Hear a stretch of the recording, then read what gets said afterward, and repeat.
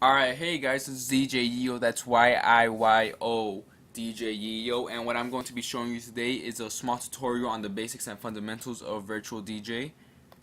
Keep in mind that you can use this for any virtual DJ program, whether it's virtual DJ Pro, virtual DJ Pro Full, Pro 7, the virtual DJ Home, virtual DJ Basic. It's all pretty much the same.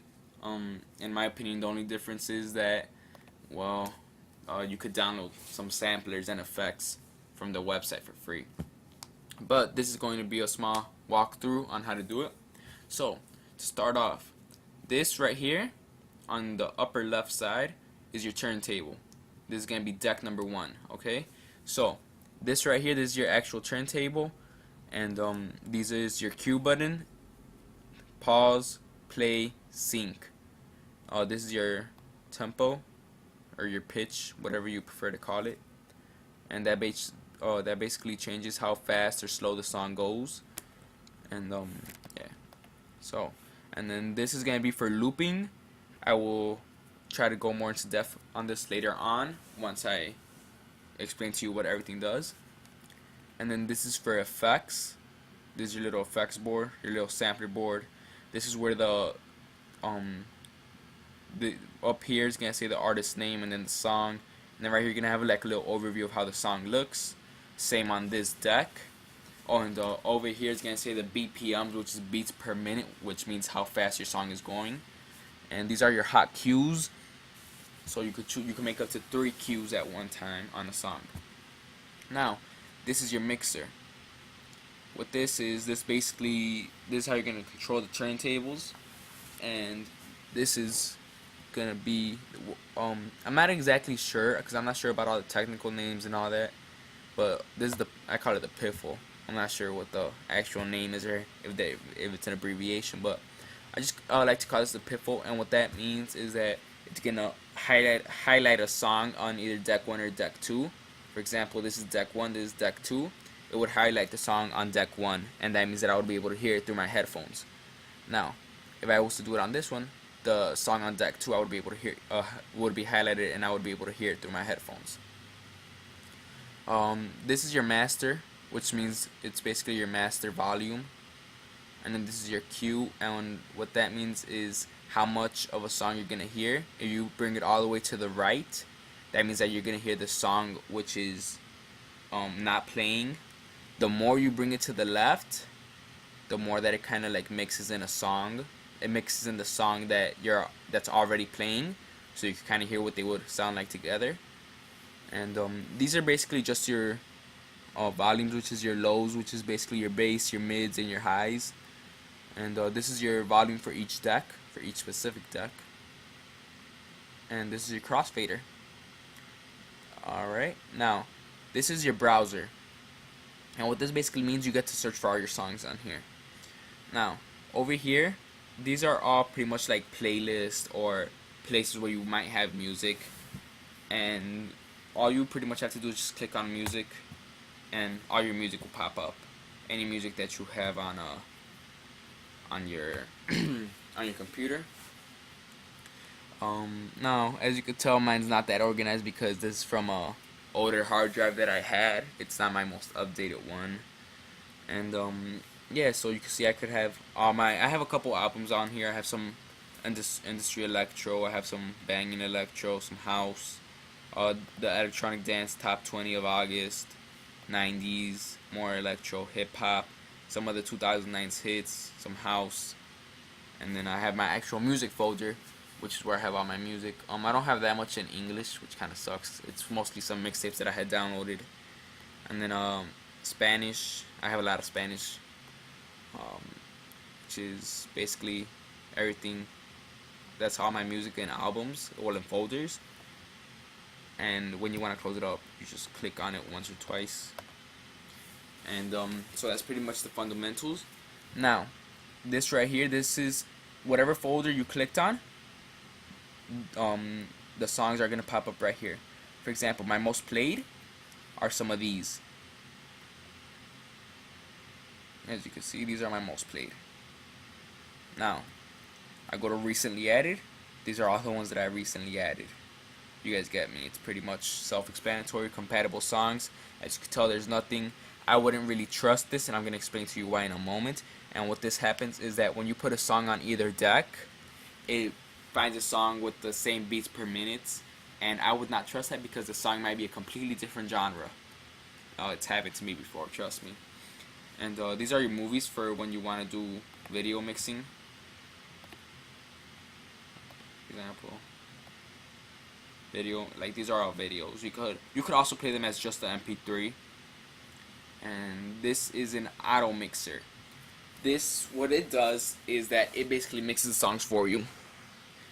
Now, I personally do not like to use this because it's a computer. It mixes the beats together, but it doesn't analyze what the finished product is gonna look like, so it could actually sound like shit, like when it's mixing. So, I only like to use this on the rarest of occasions have I used it, which would probably be if I'm eating or if I have to run to the bathroom or something, because I don't even think I use it for that. But on the rarest of occasions, do I ever use this, because like I said, the finished product does not sound that good. But yeah, so I'm gonna teach you how to put a song on both decks. And let's say I want some English music, so I think that little will be fine. So all I do is click on the folder and the song will pop up. I click on the song and I drag it up to either deck, it doesn't matter. I just drop it on the deck. This I'm gonna close because that's not relevant to this video. This is only for the fundamentals, which means the most basic.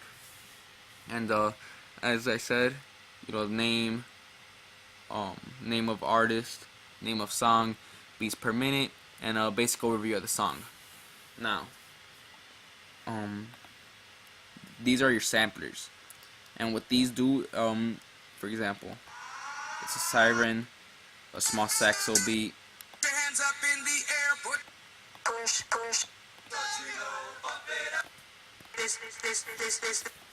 Alright, and then effects is basically like you have to do a backspin, a beat grid, which is more like for. I actually wouldn't use this at all because those are not accurate. These are not accurate beats.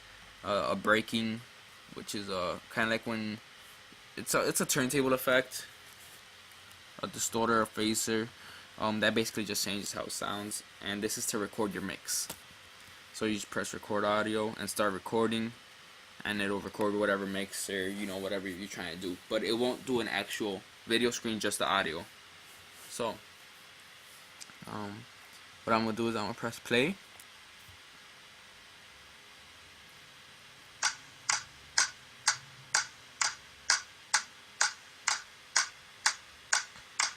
You could tell how my gain moved.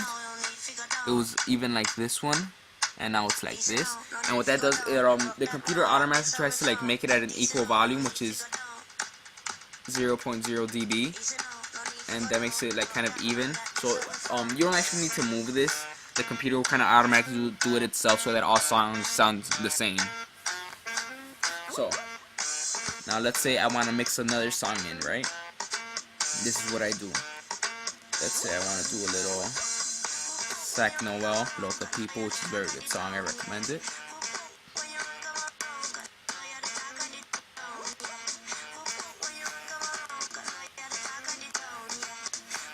What I'm gonna do, what I like to do is I like to move the crossfader all the way to the deck which is playing, and then I'll just play the song. See, the thing is, I know the song and I've heard it a lot, so I pretty much know how it sounds.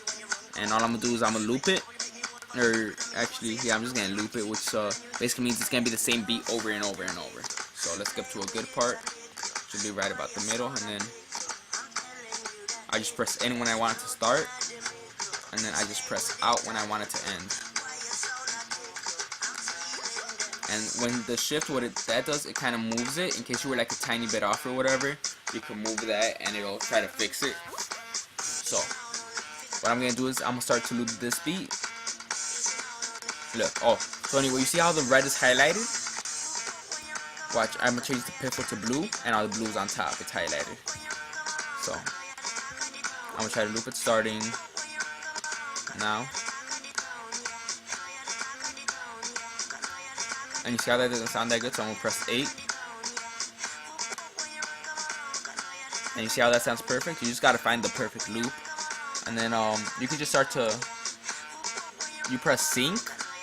So since this is the song that it's already playing, I'm gonna press sync on the right turntable, and that syncs it to the song that's already playing. And then I'm just gonna slowly move the crossfader.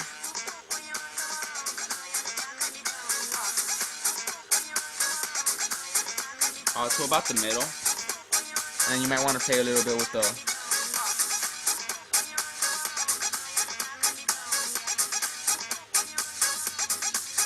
things over here, and that kind of,